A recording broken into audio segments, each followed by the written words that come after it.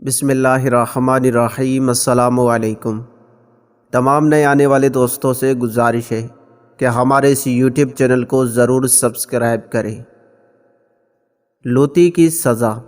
اللہ عز و جل ارشاد فرماتا ہے، ترجمہ کنز الایمان، کیا مخلوق میں مردوں سے بدفعلی کرتے ہو اور چھوڑتے ہو وہ جو تمہارے لیے تمہارے رب نے جو روئیں بنائی، بلکہ تم لوگ حد سے بڑھنے والے ہو۔ لواطت کی دنیاوی سزا۔ رسول اللہ صلی اللہ تعالی علیہ وآلہ وسلم نے ارشاد فرمایا، جو قوم لوط کا سا عمل یعنی مرد سے بدفعلی کرے تو کرنے والے اور کروانے والے دونوں کو قتل کر دو۔ عرش الہی کانپ اٹھتا ہے۔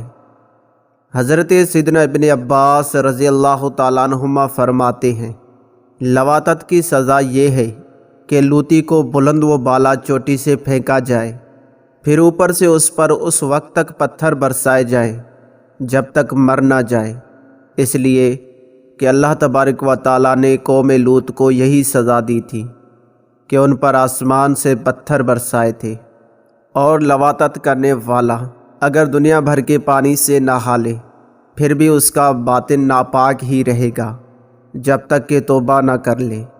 اس لیے شیطان بھی جب مرد کو مرد پر دیکھتا ہے تو عذاب کے خوف سے وہاں سے بھاگ جاتا ہے، اور جب کوئی مرد کسی مرد پر سوار ہوتا ہے یعنی اس سے بدفعلی کرتا ہے تو عرش الہی کانپ اٹھتا ہے اور قریب ہوتا ہے کہ آسمان و زمین پر گر پڑے۔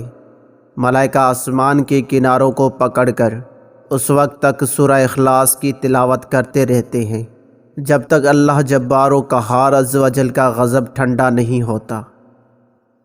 آگ نے لڑکے کی شکل اختیار کر لی۔ منقول ہے کہ ایک مرتبہ حضرت سیدنا عیسیٰ روح اللہ علیہ نبینا علیہ الصلاۃ والسلام جنگل میں کسی آگ کے قریب سے گزرے جس میں ایک شخص جل رہا تھا۔ آپ علیہ الصلاۃ والسلام اس آگ کو بجھانے کے لیے پانی لائے تو اس آگ نے ایک لڑکے کی شکل اختیار کر لی اور وہ مرد آگ کی صورت میں تبدیل ہو گیا۔ تو اس پر حضرت موسیٰ علیہ السلام رونے لگ گئے اور اللہ عز و جل کی بارگاہ میں عرض کی، یا رب عز و جل، ان دونوں کو ان کی اصلی حالت پر لوٹا دے تاکہ میں ان کے گناہ کے بارے میں پوچھوں۔ تو وہ آگ ان دونوں سے دور ہو گئی۔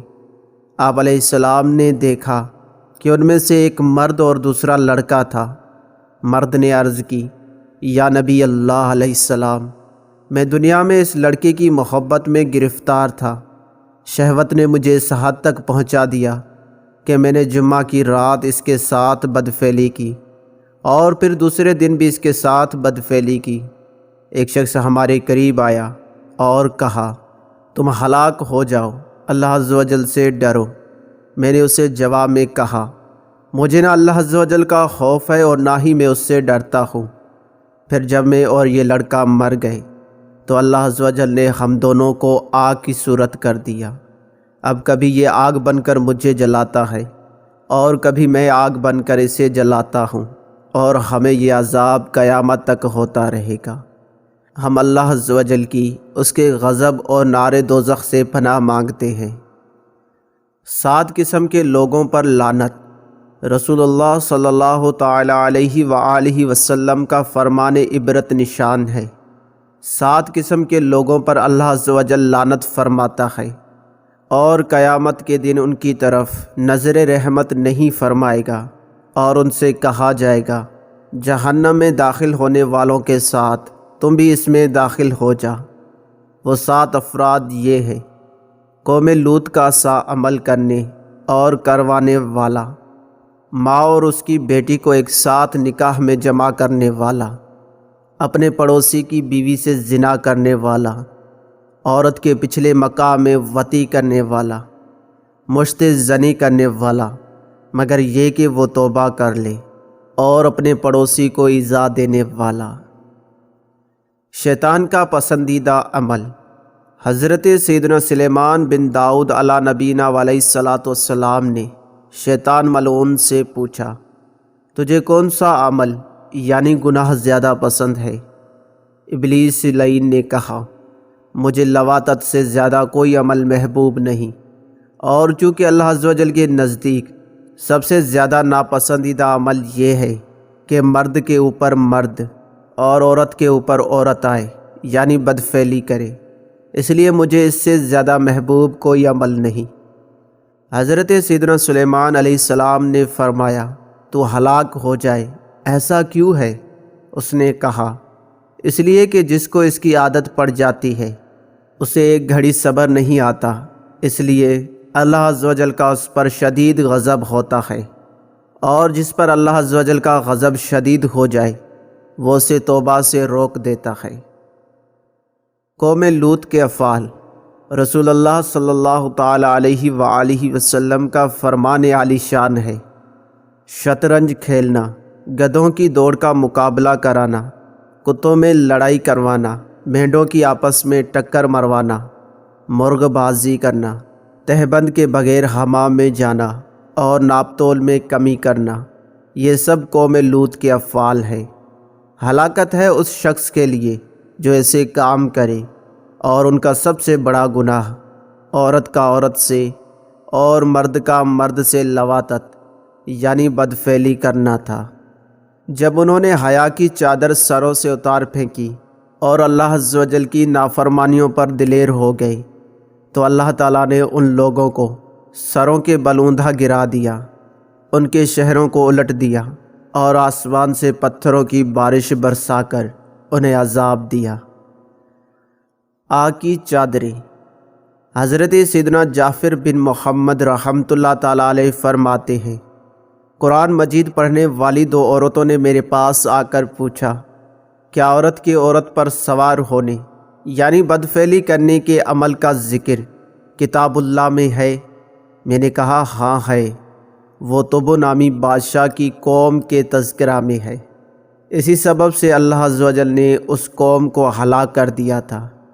اور اللہ تبارک و تعالیٰ نے اپنے محبوب نبی حضرت سیدنا محمد مصطفیٰ صلی اللہ تعالیٰ علیہ وآلہ وسلم کو خبر دی کہ ایسی عورتوں کے لیے آگ کی خمیسیں، آگ کی چادریں، آگ کے کمر بند، آگ کی سرپوش اور آگ ہی کے موزے تیار کیے گئے ہیں۔ ایک اور حدیث پاک میں یوں آیا ہے کہ جب عورت سے بدفعلی کرتی ہے تو اللہ عز و جل ایک فرشتے کو حکم فرماتا ہے کہ وہ ان کے لیے آگ کی چادریں اور قمیصیں اور آگ کے موزے تیار کرے، اور اس سے بڑھ کر یہ عذاب ہوگا کہ اس عورت کو بچھوؤں سے بھری آگ میں پھینک دیا جائے گا، اور عورت کے ساتھ اس کے پچھلے مقام میں وطی کرنا مرد سے لواطت کرنے سے بھی بڑا گناہ ہے، اور ایسا تو کافر ہی کرتا ہے۔ جس گھر میں زنانہ مرد ہو اس پر لعنت۔ حضور نبی کریم صلی اللہ تعالی علیہ وآلہ وسلم کا ارشاد ہے، اللہ عز و جل اس گھر پر لعنت فرماتا ہے جس میں زنانہ مرد یعنی عورتوں جیسی وضاقت اپنانے والا مرد داخل ہوتا ہے۔ حضور نبی پاک صلی اللہ تعالی علیہ وآلہ وسلم کا فرمان عبرت نشان ہے، اللہ عز و جل مردانی عورتوں یعنی مردوں جیسی وضاقت اپنانے والیوں اور زنانے مردوں یعنی عورتوں جیسی وضاقت اپنانے والوں پر لعنت فرماتا ہے۔ قوم لوط کی بستی میں پھینک دیا جاتا ہے۔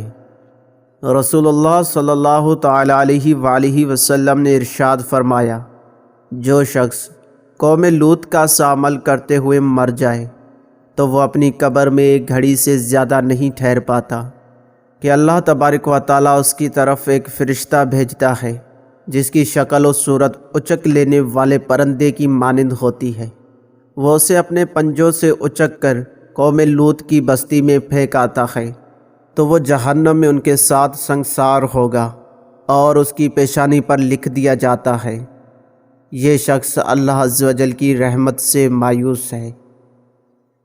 بے سر کے بچے۔ رسول اللہ صلی اللہ تعالی علیہ وآلہ وسلم کا فرمان عبرت نشان ہے، قیامت کے دن ایسے بچے لائے جائیں گے جن کے سر نہیں ہوں گے۔ اللہ تبارک و تعالیٰ جاننے کے باوجود ان سے پوچھے گا، تم کون ہو؟ وہ عرض کریں گے ہم مظلوم ہیں۔ اللہ عز و جل پوچھے گا تم پر کس نے ظلم کیا؟ وہ عرض کریں گے ہمارے باپوں نے، کیونکہ وہ دنیا میں مردوں سے بدفعلی کر کے ہمیں ان کے پچھلے مقام میں ڈال دیا کرتے تھے۔ تو اللہ عز و جل فرمائے گا ان کے باپوں کو جہنم میں ڈال دو اور ان کی پیشانیوں پر لکھ دو یہ سب میری رحمت سے مایوس ہیں۔